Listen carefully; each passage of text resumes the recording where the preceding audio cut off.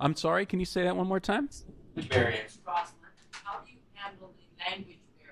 The language barrier. Rosalind, you said your name was? Yes. Okay.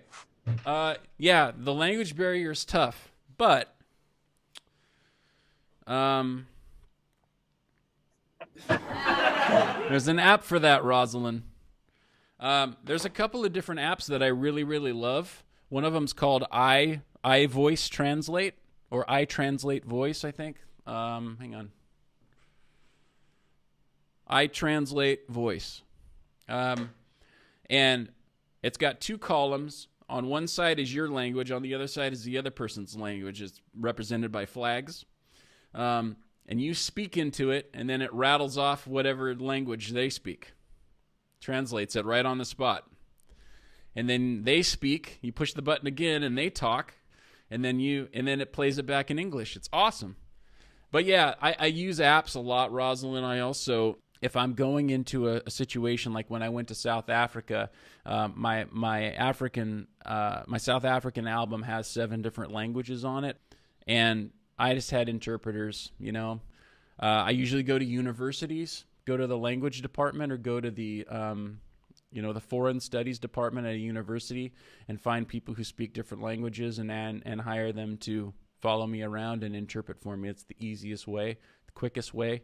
But apps are great. Google Translate's awesome too. If you have Siri on your phone or whatever the Google Android equivalent of that is, just voice dictation.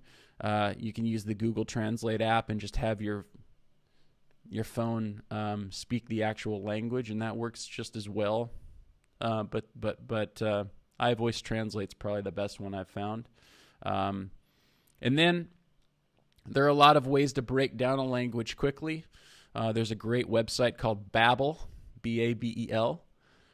It's a language learning website, and the way they do it is pretty phenomenal. It's not like Rosetta Stone, where it's a very deep and very intuitive. It's a very, very quick program, and they basically take the top 18 words of any language, and they teach you those first. The, and, you, me, we, go, find, how, what, all those kind of words. If you can learn those words in a language, it's really kind of 80% of conversation, because you can point and grunt the rest of the stuff, So those are kind of some ways I've found my way through the language barriers of places. But if you don't have a lot of time, just whip out your phone and, there's even, this is crazy. This is where we're at with technology. There's even a couple of apps where you can take a picture of a sign in another language and it'll just immediately tell you what it says. So, what's that? Oh, World Lens. Yeah, World Lens is awesome. There's a lot of great apps like that. So, very cool stuff. We live in the perfect time to get out and travel because there's just no excuse. You can, I had an hour and a half long conversation with a guy who had just started speaking after a 27-year silent time up in the Himalayas. He's Mongolian, and like a few days before I got there, he just started talking. So of course everybody's around him talking. He's just talking a mile a minute, like wants to know, who's president, whatever, and he was just going crazy. And I used that app the whole time. We just had a great conversation. It was a super cool dude, but